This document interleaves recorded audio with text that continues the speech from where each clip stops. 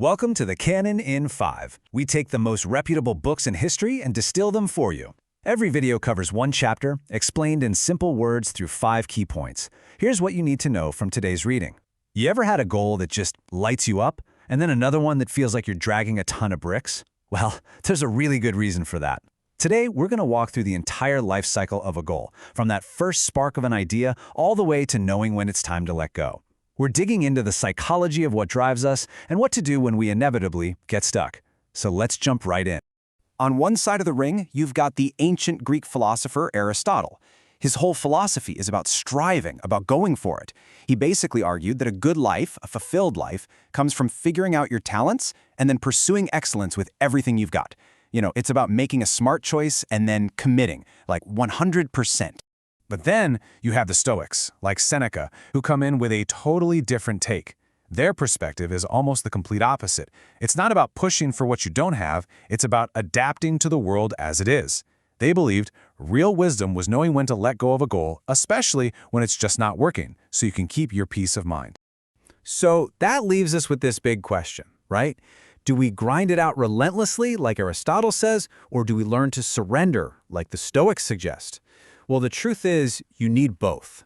And the real secret, the key to navigating all this, is knowing when to do which. That's exactly what we're breaking down today, how to handle the full life cycle of our goals to find that sweet spot. Okay, so it all begins at the starting line, choosing the goal itself. But here's the twist. It turns out that what your goal is often way less important than why you're doing it. Self-determination theory shows that the motivation hidden behind the goal is the real predictor of success. First up, we've got something called autonomous motivation. Just think of this as your want-to fuel. It's when you're chasing a goal because you genuinely find it interesting or fun or it just deeply connects with your personal values.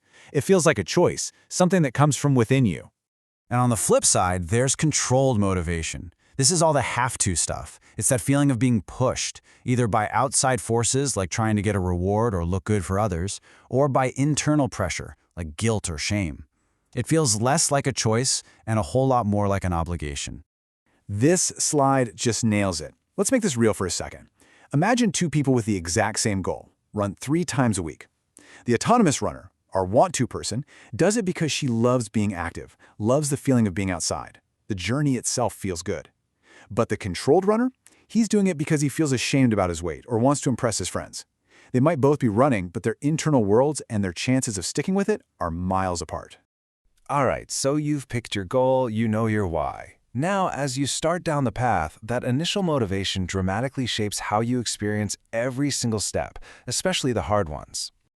Now this is just wild. Research actually shows that your motivation literally changes how you see the world. When you're running on that autonomous want-to fuel, you perceive fewer obstacles in your path. The challenges just seem smaller.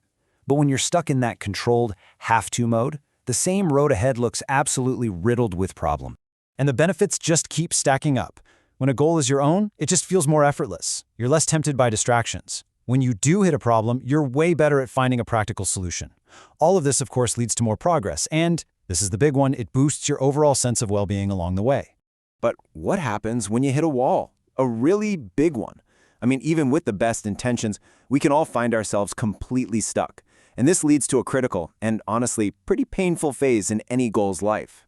It's called an action crisis. And you know this feeling. It's that awful state of limbo where you're caught between 2 voices in your head. One's yelling, keep going, and the other is whispering, just give up. You're not moving forward, but you haven't let go either. You're just frozen. And this right here is where that have-to motivation becomes so damaging. When a goal feels forced from the start, a setback isn't just a bump in the road. It creates this deep, nagging doubt about the whole thing. And that indecision, that action crisis, is incredibly draining. We're talking stress, symptoms of depression. It's a direct path to burnout. This brings us to the final, and maybe the most misunderstood stage of a goal's life. We've all heard that quitters never win, but you know what? The science shows something totally different. Sometimes quitting is the smartest, wisest move you can possibly make. Let's completely reframe this. Successfully stepping away from a goal that's become impossible, or way too costly, or just isn't right for you anymore, that's not failure. That is a strategic choice. It's an act of self-preservation, freeing up your time and energy for something that actually matters.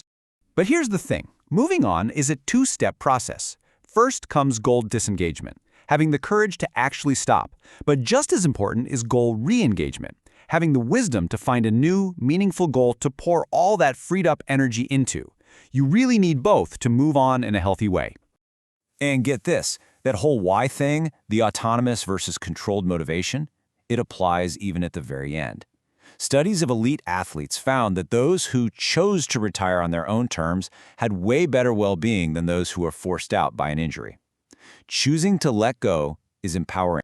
So after going through this whole life cycle, the choosing, the striving, the getting stuck, and the letting go, what's the real lesson here?